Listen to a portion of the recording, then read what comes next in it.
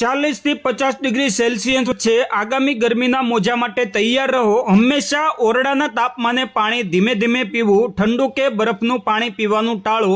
હાલમાં Malaysia, Indonesia, Singapore અને અન્ય દેશો ગરમીની લહેર અનુભવી રહ્યા છે। એવામાં શું કરવું અને શું ન કરવું? એક ડોક્ટર સલાહ આપે છે કે જ્યારે તાપમાન 40 ડિગ્રી સેલ્સિયસ સુધી પહોંચે ત્યારે ખૂબ જ ઠંડુ પાણી ન પીવું, કારણ કે આપણી નાની રક્તવાહિકાઓ ફાટી શકે છે। એવું નોંધવામાં આવ્યું છે કે એક ડોક્ટરનો મિત્ર ખૂબ જ ગરમીમાં ઘરે આવ્યો। તેણે ખૂબ જ પરસેવો થઈ રહ્યો હતો અને તે ઝડપી પોતાને ઠંડુ કરવા માંગતો હતો। તેણે તરત જ ઠંડા પાણીથી તેના પગ ધોયા। અચાનક જ તે ભાંગી પડ્યો અને તેને હોસ્પિટલ લઈ જવામાં આવ્યો। જ્યારે બહારની ગરમી 38 સેલ્સિયસ સુધી પહોંચી હોય અને જ્યારે તમે ઘરમાં આવો ત્યારે ઠંડુ પાણી ન પીવો। ધીમે ધીમે માત્ર રૂમ ટેમ્પરેચર વાળું જ પાણી પીવો। તમે બહાર તડકામાંથી આવ્યા હોય તો તમારા હાથ કે પગ તરત ધોશો નહીં। ધોવા અથવા તો સ્નાન કરતા પહેલા ઓછામાં ઓછો અડધો કલાકની રાહ જુઓ।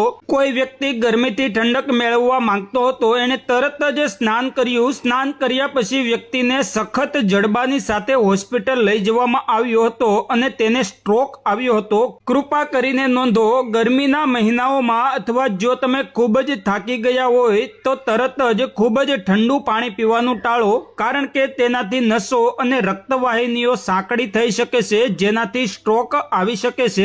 ગરમીથી બચવાના ઉપાય: ગરમ હવામાં બહાર નીકળવાનું ટાળો। ઉઘાડા શરીર અને પગે ગરમીમાં ન નીકળવું। ગરમીમાં બહાર નીકળવાનું થાય ત્યારે માથે ટોપી અવશ્ય પહેરવી જોઈએ। તમે ગરમીમાં બહાર નીકળો ત્યારે ખુલ્લા કપડાં પહેરવા જોઈએ। સિન્થેટિક, નાયલોન અને પોલિસ્ટરના કપડાં ન પહેરવા જોઈએ।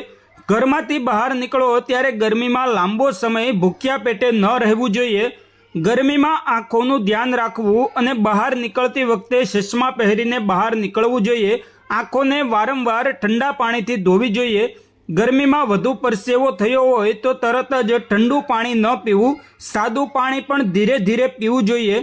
ઘરે પણ ગરમીથી બચવા ઠંડક રહે તે માટે પડદા અને કુલર વગેરેનો ઉપયોગ કરવો જોઈએ। જો તમને લૂ લાગે તો ડુંગળીને પીસીને તેનો લેપ કરવો ફાયદાકારક રહેશે। કૃપા કરીને આ માહિતી અન્ય લોકો સુધી પહોંચાડો।